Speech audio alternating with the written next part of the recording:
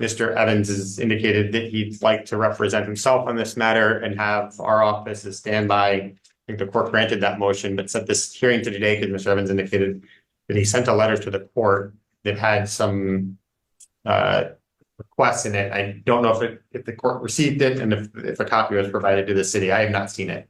I have not seen it. I looked in the court file earlier today and it was not there. Madam Clerk, do you know if we've received it? I don't know why you guys haven't received it. Also, can I ask that this hearing is on record and that everything is being documented by a court reporter, please? We do not have a court reporter. We're creating an oral recording though. Okay, so will it be on record and Yes. Will it be able to be reviewed by federal judges if? Today we're diving into a case where confidence meets courtroom reality. Right from the start, we're dropped into Washington state as a self-appointed sovereign citizen insists on representing himself. The court is already confused about his mysterious letter, and before anything even begins, tension sits heavy in the room. Okay, I can read a copy of the letter. I mailed the letter out. There's no reason it shouldn't have reached you, but the letter had very personal and sensitive information regarding my sovereignty as a chief of a sovereign tribe that's federally and internationally recognized. I don't know why that letter didn't make it to you. I mailed it out last Tuesday, so it should have definitely gotten to you guys by now. I'm having issues with getting to the law library. I've been in the hole. It's like almost impossible for me to legally defend myself with the conditions within the jail. One thing I would like to ask, especially being that you didn't get that letter and I invoke my rights as a sovereign tribe, chief of a sovereign tribe, that if possible, you can give me a PR bond so I can properly get everything to you and make sure it's filed in the courts. I assure you, being that I invoke my rights as a sovereign tribal chief, that I will appear at court dates. I won't play with my rights like that. I have too much to lose. And I have a leg injury. But the main thing is my legal part and the getting the proper defense. And then the mail that I'm mailing out, it's not even getting to you. So I know I'm gonna have an issue defending myself from the inside of this jail. If you could do that for me, I humbly, respectfully ask that you give me a PR bond so I can at least properly defend myself, especially that I invoke my rights as a tribal chief. I believe we've already had multiple bail hearings. I'm sorry, Madam Clerk, you were saying? I was just going to say that there was a letter that was faxed in that we received yesterday, and I just forwarded it to all parties. Okay, thank you. I'm going to take a moment to look at that then. I didn't see it in the file. In addition to that, I introduced evidence that will exonerate me. Mr. Evans, I can't read it and listen to you at the same time. I'm sorry, Your Honor. Also, Sir, I can't read and listen at the same time. I read slowly. sorry. Okay, I've read your letter. You've already had at least one bail hearing, because I remember it. I have not heard any change in circumstances such that you're not entitled to a second bail argument. Here, the defendant launches into his identity as a sovereign tribal chief, claiming secret information and unequal jail conditions. He asks for a PR bond, insisting he'll appear because he has too much to lose. But when the judge checks, nothing he claims is in the file. This moment sets the tone, grand declarations colliding with strict legal structure. Bail remains as previously set, $500 per charge. What tribe are you enrolled in? All of that, I don't want to reveal that information because it's private. That's why I invoked also the Peace and Friendship Treaty between the United States and Morocco, in which I do qualify for that. And also you can contact the Embassy of Morocco. No, so I'm familiar with that treaty, and it is a trade treaty. It has nothing to do with your right to commit crimes anywhere you feel like. No, ma'am. It has nothing to do with me committing crimes, but they will vouch that I am royalty, and Morocco has granted me as part of their royalty, and they will vouch for me. I assure you. You can't be a royalty in Morocco and a Native American. If you look at the evidence that I submitted, I assure you I am. I Everything I'm received saying, no evidence. I received just your letter. So right. I'm not going and to, and I'm the not going to letter, I'm not going to grant your motion to dismiss. What okay, are we doing? okay. And I submitted evidence in the letter. I'm not denying, I'm not granting a motion to dismiss. I understand, but I submitted evidence in the letter as well. I've considered your letter and I'm not granting your motion to dismiss. I understand. Okay, what are we doing? What about the evidence? What do you want me to do with the, I don't have any actual evidence. I have your statements. Right, I submitted evidence in the letter. If you read it, you'll see that I submitted a civil case as evidence. You submitted, you mentioned a civil case. I don't see the civil case. I have no access to this case. I submitted civil case 24012 out of St. James Parish, Louisiana, as evidence that will exonerate me. And in addition to that, it will prove everything that I'm saying to be true. I don't have that case, sir, is what I'm telling you. All I have is your letter. Right. In the letter, I submitted civil case 24012 out of St. Sir, I don't have that case in front of me. I don't know what's in it. I have no access to it. All I have You have is, to retrieve it. I have no way to do that. You have to That's your contact the job. courts. Sir, that's your job. This is your case. You represent yourself.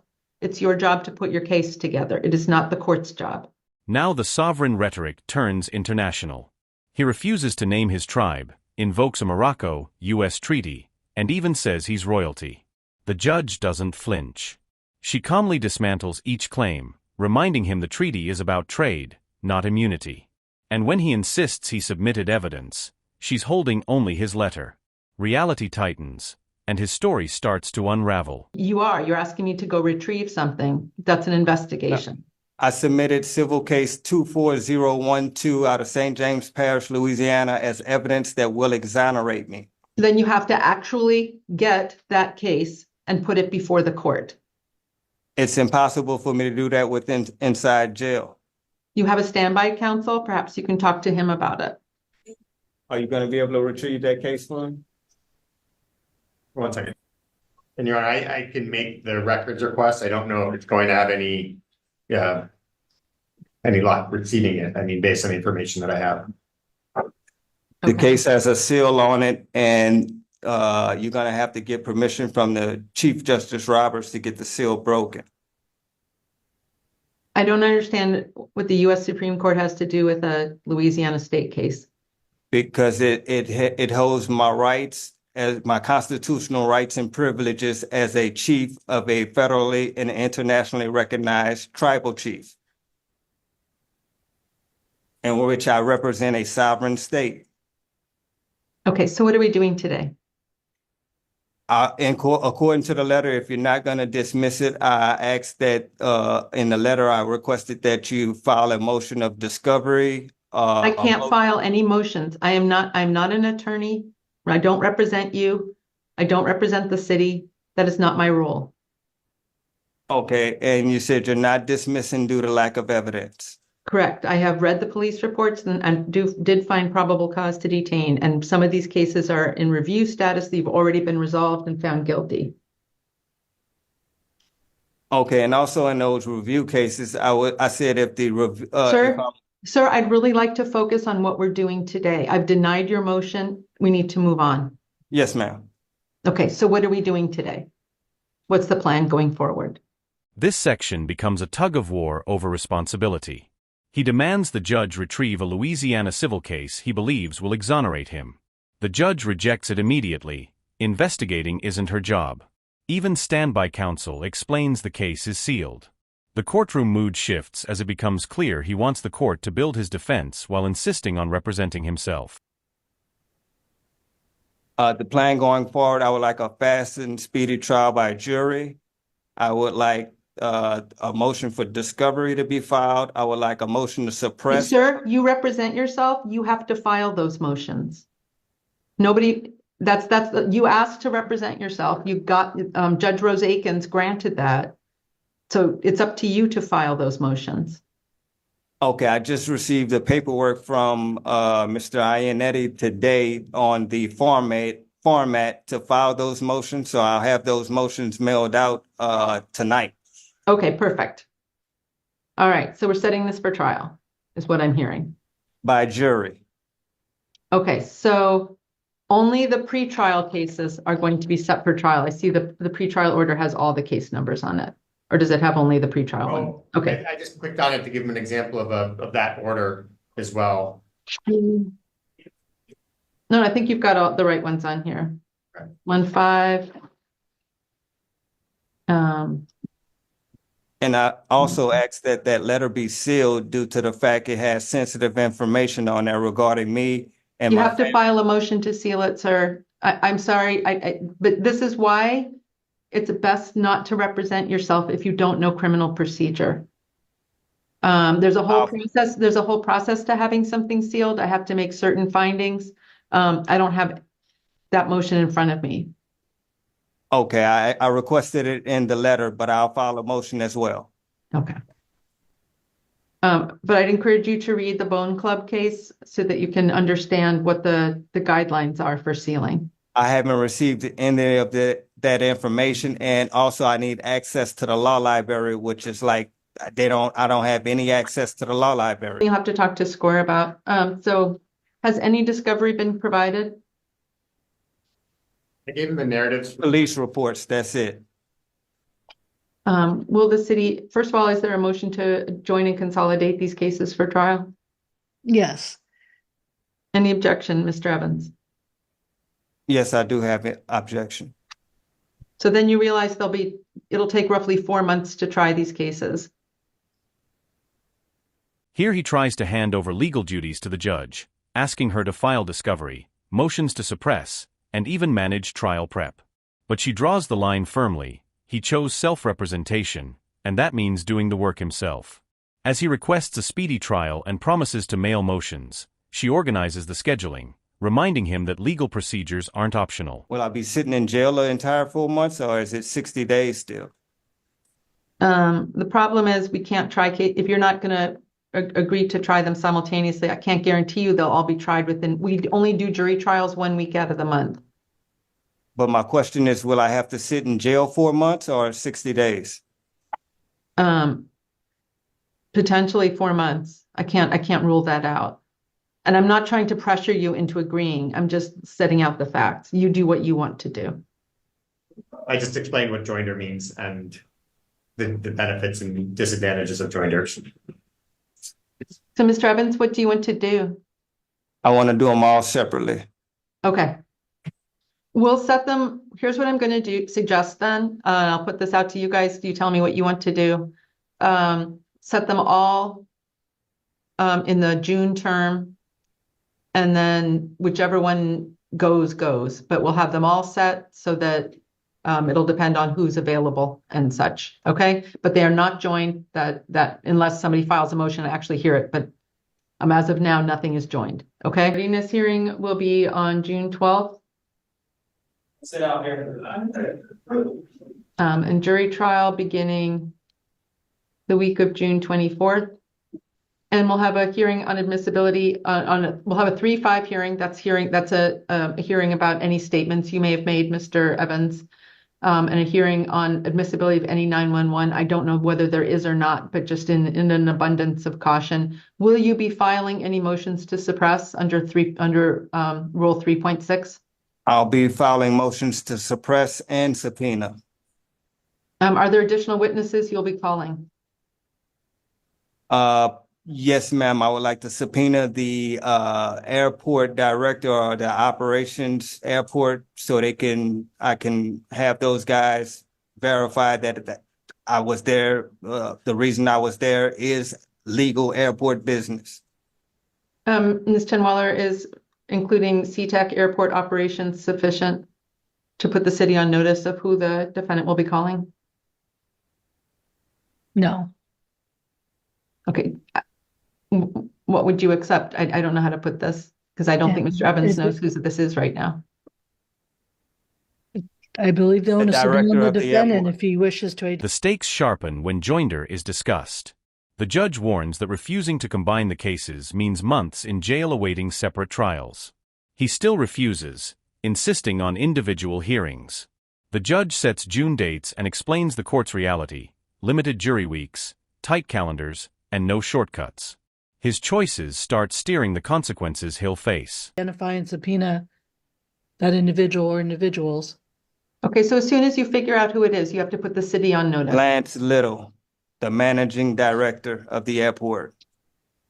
Okay. T-Tech Airport Managing Director Lance Little. I've included that. Got it. Will you be offering any affirmative defenses? Is that a question to me or the? Yes, it is. It is. What's your question again? I'm sorry. Are there any affirmative defenses?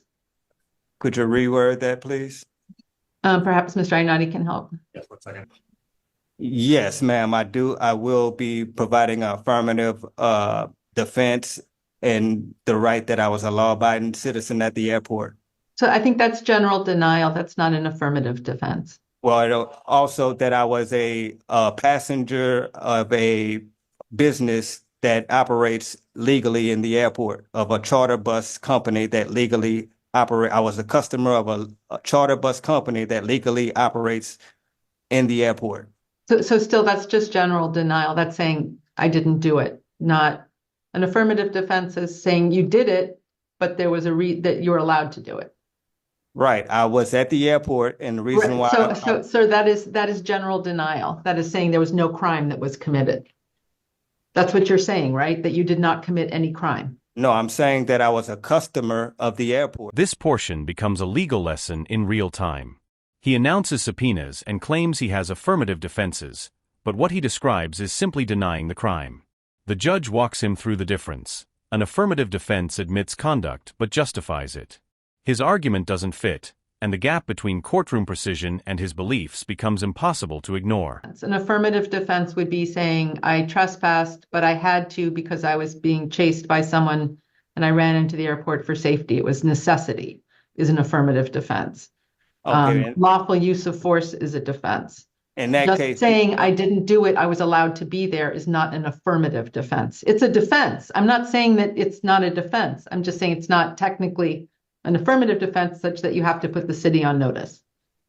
okay, according to your definition, I guess it's not an affirmative defense. But once again, could they close the door so I can make sure I'm hearing? Can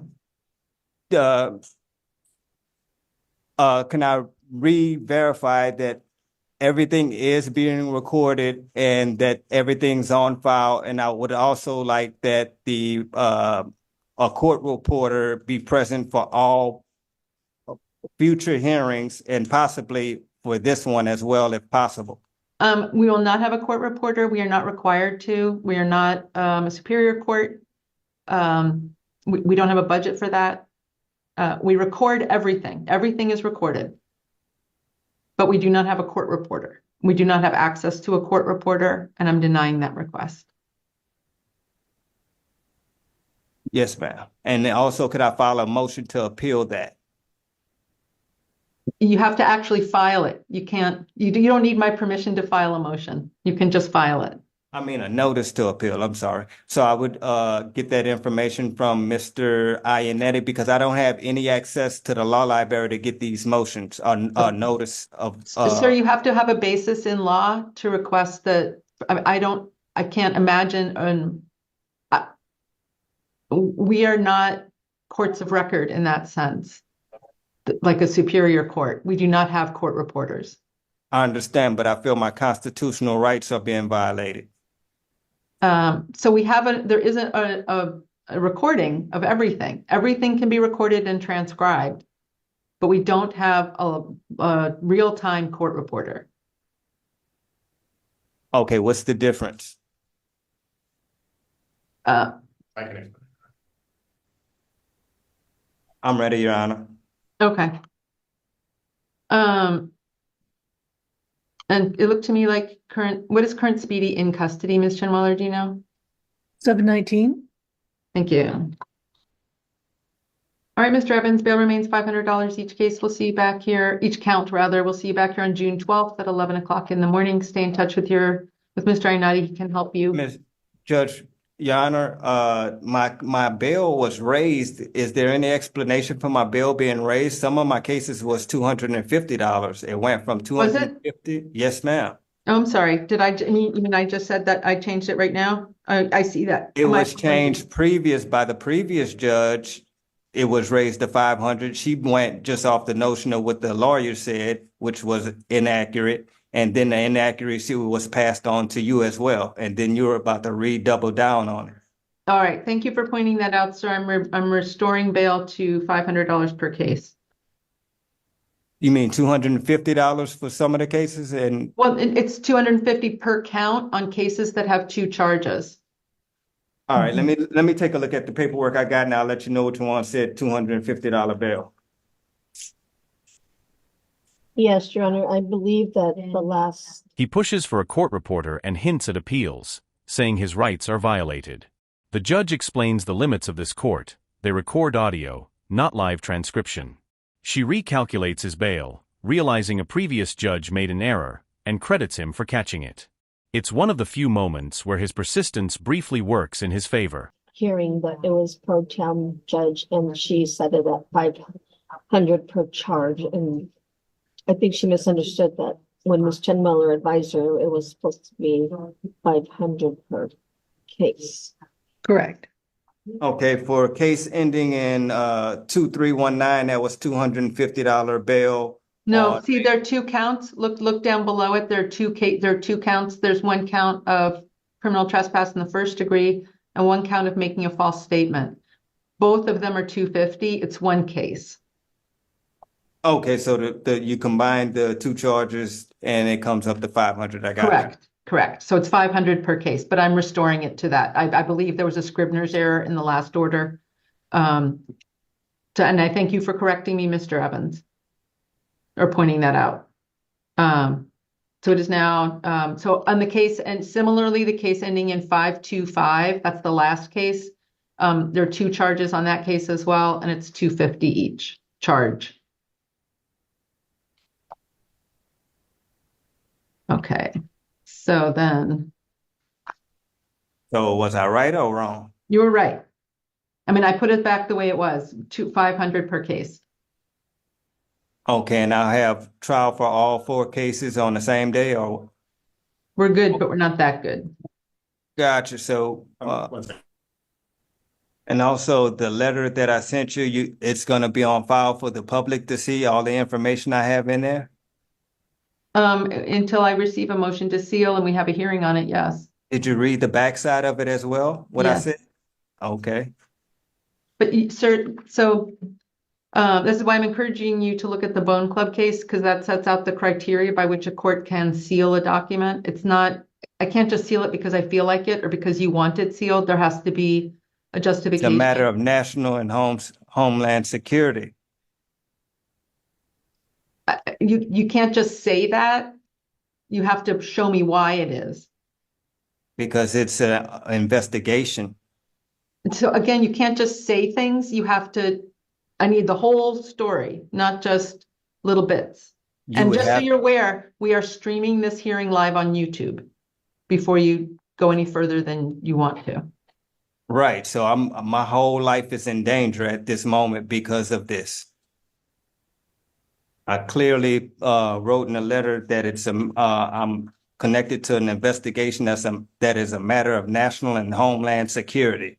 But you can't just say that. You have to show me the whole thing. I can't just take your word for it that that's an issue.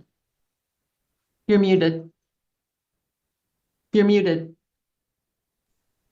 I gave you the evidence to prove what I was saying as well. But you didn't. You just said. Here, he becomes desperate to seal his letter, calling it a national security matter. The judge won't accept claims without proof and even warns him the hearing is live-streamed on YouTube. He insists the civil case proves everything, but without producing it, his argument collapses again. The judge reinforces that claims are not evidence, and procedure must be followed. I have this thing. You didn't, I don't have the thing. I need the thing. I gave you the evidence in civil case 24012 out of St. James. Okay, Parish, we're Louisiana. circling, sir, we're just circling back to things.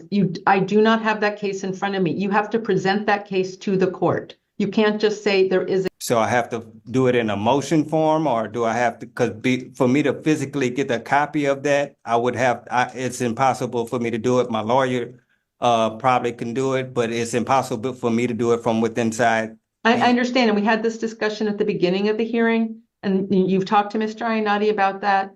I can't do any investigation. I am not your attorney. I'm the neutral party. I'm not the city. I'm not you. I will do no investigation. That would be, frankly, I could be sanctioned for doing that. It's up to you to present evidence to the court. It is not the court's job to find evidence. Okay, in the letter I did present it as evidence. It's not evidence. It is just claims. All right, so I actually have to file an actual motion as evidence, and It's not the motion. You have to file the evidence, the thing itself. you mean the actual physical copy of the civil case? Yes, that is exactly what I mean. I don't have the actual. The hearing closes. The judge repeats that she can't investigate, fetch civil cases, or rely on unsupported statements. His last attempts circle back to the same missing evidence. After court ends, we learn his history of failed lawsuits and sealed case denials, painting a long pattern of legal misfires. If you enjoyed the video, don't forget to like the video and subscribe to the channel, and we'll see you in the next video.